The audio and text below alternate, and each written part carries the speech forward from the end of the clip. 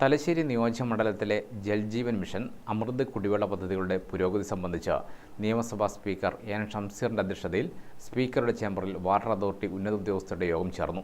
ഫെബ്രുവരി മാസത്തിലെ യോഗങ്ങളിലെടുത്ത തീരുമാനങ്ങൾ സമയബന്ധിതമായി നടപ്പാക്കുന്നത് സംബന്ധിച്ച കാര്യങ്ങൾ യോഗം വിലയിരുത്തി. ജില്ലയിലെ ക്വാറി സമരം കാരണം റോഡ് റീസ്റ്റോറേഷൻ അടക്കമുള്ള പ്രവൃത്തികൾ വൈകുന്നതിനെക്കുറിച്ചും യോഗം വിലയിരുത്തി നടപടിക്ക് ശുപാർശ ചെയ്തു. തലശ്ശേരി മുനിസിപ്പാലിറ്റിയിൽ പൈപ്പ് ലൈൻ പൂർത്തിയായ ഭാഗങ്ങളിലെ റോഡ് റീസ്റ്റോറേഷനാണ് കണ്ണൂർ ജില്ലയിലെ ക്വാറി സമരം കാരണം വൈകുന്നത്. ഈ സാഹചര്യത്തിൽ വിഷയം ഫോൺ മുഖേന സ്പീക്കർ ചീഫ് സെക്രട്ടറിയുടെ ശ്രദ്ധയിൽപ്പെടുത്തി. ജില്ലാ കളക്ടറോട് പ്രശ്നത്തിൽ ഇടപെടണമെന്ന് ആവശ്യപ്പെടുകയും ചെയ്തിട്ടുണ്ട്. ക്വാറി സമരം അവസാനിക്കുകയാണെങ്കിൽ ബാക്കിയുള്ള 21 കിലോമീറ്റർ ഭാഗത്തെ റോഡ് റീസ്റ്റോറേഷൻ 20 ദിവസത്തിനുള്ളിൽ പൂർത്തിയാക്കാൻ സാധിക്കുമെന്നും ഉദ്യോഗസ്ഥർ അറിയിച്ചു.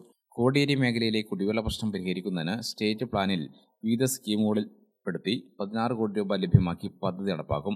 കോടിയേരി പാറാൽ സോണുകളിലേക്ക് കുടിവെള്ള പദ്ധതി നടപ്പാക്കുന്നതുമായി ബന്ധപ്പെട്ട ഓവർ ഹെഡ് ടാങ്ക് നിർമ്മിക്കുന്നതിനുള്ള 3 കോടി രൂപയുടെ പ്രവൃത്തി വേഗത്തിലാക്കാൻ യോഗത്തിൽ തീരുമാനമായി. പാർഷ്യൽ കമ്മീഷനിങ്ങും കുടിവെള്ള കണക്ഷൻ നൽകുന്നതും ഉൾപ്പെടെ ന്യൂമാഹി പഞ്ചായത്തിലെ പ്രവൃത്തികൾ പെട്ടെന്ന് പൂർത്തിയാക്കും. കരാറുകാരന്റെ കുടിശ്ശിക പ്രശ്നം പരിഹരിച്ച് പന്നിയൂർ പഞ്ചായത്തിലെ പ്രവൃത്തികൾ പുനരാരംഭിക്കുന്നതിന് നടപടി സ്വീകരിക്കും. യോഗത്തിൽ എടുത്ത തീരുമാനങ്ങൾ സമയബന്ധിതമായി നടപ്പാക്കണമെന്നും റോഡ് റീസ്റ്റോറേഷൻ അടക്കമുള്ള മുഴുവൻ പ്രവൃത്തികളും മെയ് മാസത്തിനുള്ളിൽ പൂർത്തിയാക്കണമെന്നും അടുത്ത യോഗം ഏപ്രിൽ ആദ്യവാരം മണ്ഡലത്തിൽ ചേരാമെന്നും സ്പീക്കർ നിർദ്ദേശിച്ചു.